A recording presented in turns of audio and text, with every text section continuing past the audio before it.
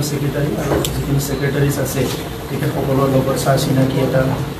পৰ্ব এটা আমি ইতিমধ্যে সমাপ্ত কৰিছোঁ আৰু মই তেখেতসকলক এসপ্তাহ সময় দিছোঁ কি আমাৰ যিখিনি কাম কাজ পেণ্ডিং আছে কি কাৰণত হোৱা নাই কোনটো কাম হাতত লৈছিলে কিন্তু আজিলৈকে কৰিব পৰা নাই কিহৰ কাৰণে কৰিব পৰা নাই এইটো পইচাৰ অসুবিধা না বেলেগ অসুবিধা এই গোটেই ডিটেইলছটো দিবৰ কাৰণে মই এসপ্তাহ সময় দিছোঁ আৰু সকলো অফিচাৰ পাংচুৱেল হ'ব লাগে আৰু নিজৰ নিজৰ ডিপাৰ্টমেণ্টৰ যিবিলাক তলৰ বিষয়া কৰ্মচাৰী আছে সকলোকে মই আহ্বান কৰিছোঁ কি তেখেতসকলে পাংচুৱেল হ'ব লাগে সময়ত আহিব লাগে আৰু সময় শেষ নোহোৱালৈকে অফিচ এৰিব নালাগে আৰু আমি চবেই টিম হৈ এটা কাম কৰিম মই তেখেতসকলক এটা আহ্বান কৰিছোঁ গতিকে বিটিআৰবাসী ৰাইজে এইখন অফিচক এইখন ছেক্ৰেটাৰিয়েট যিটো আছে এইখন কাৰ্যালয়কে বাদ চাই ইয়াৰ পৰাই 25 লক্ষ যিটো জনসাধাৰণ আছে ইয়াৰ উন্নয়নৰ কাম ইয়াৰ নিৰাপত্তাৰ কাম ইয়াৰ শান্তিৰ কাম ইয়াৰ বিভিন্ন বিষয়ত আজি সমস্যাবিলাক সমাধান হোৱাৰ কাম এইখন কাৰ্যালয়ৰ পৰাই হ'ব লাগে আৰু সেইকাৰণে এইখন কাৰ্যালয়ত যিসকলে বহি থাকে তেখেতসকলে অথৰিটি হিচাপে দায়িত্ব লৈ কাম কৰিব লাগে আৰু সেই অথৰিটি চিটটো তেখেতসকলক মই কৈছোঁ কি আপোনালোকক দিয়া হ'ব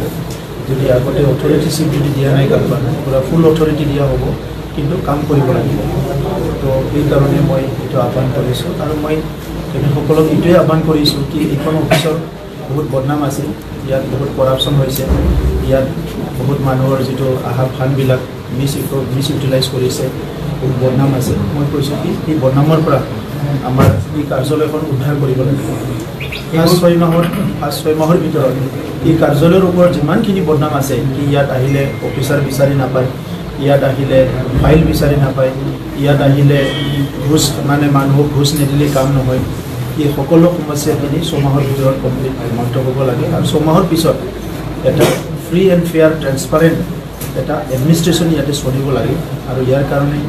কাৰোবাৰ কম্পিউটাৰ নাই কম্পিউটাৰ দিয়া হ'ব ৱাইফাই নাই ৱাইফাই দিয়া হ'ব সব সুবিধাবিলাক দিয়া হ'ব বাট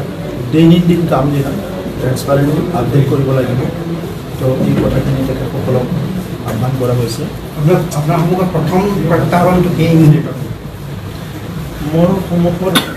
সকলোৱে প্ৰত্যাহ্বান আৰু সকলোৱে মোৰ কাৰণে কৰণীয় কাম গতিকে মই প্ৰত্যাহ্বান বুলি একো নলওঁ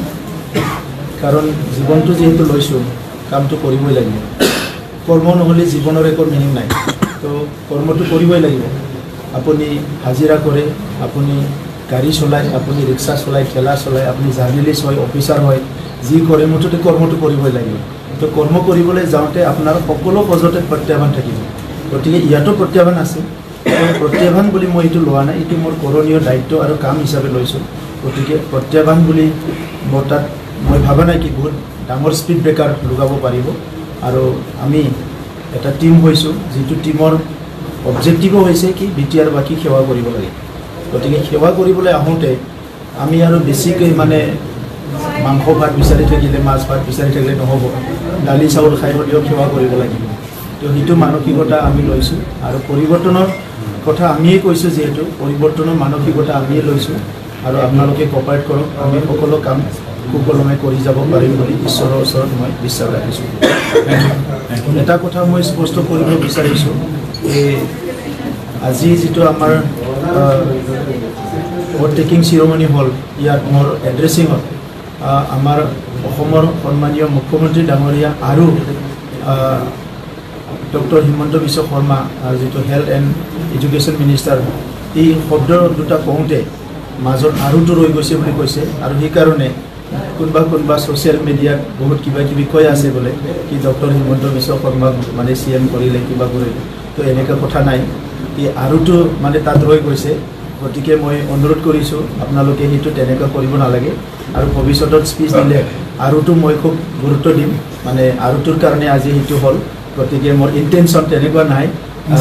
যোনটো যি পোষ্টত থাকে সেই পোষ্টৰ সন্মানটো মই দিম মোৰ এনেকুৱা কোনো ইণ্টেনশ্যন নাই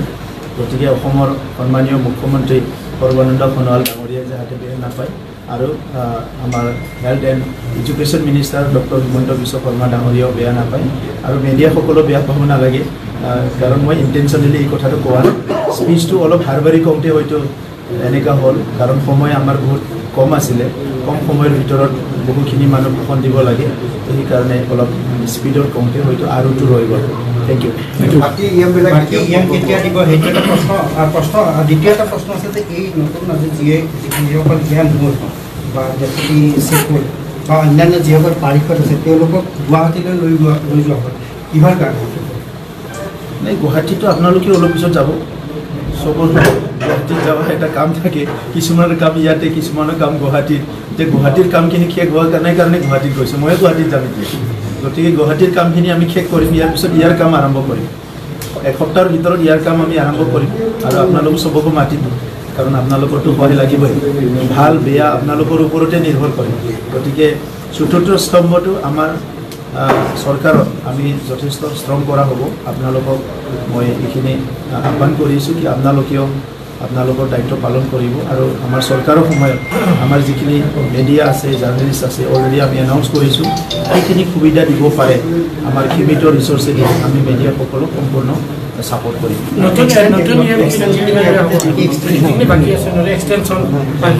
উইদিন 5 days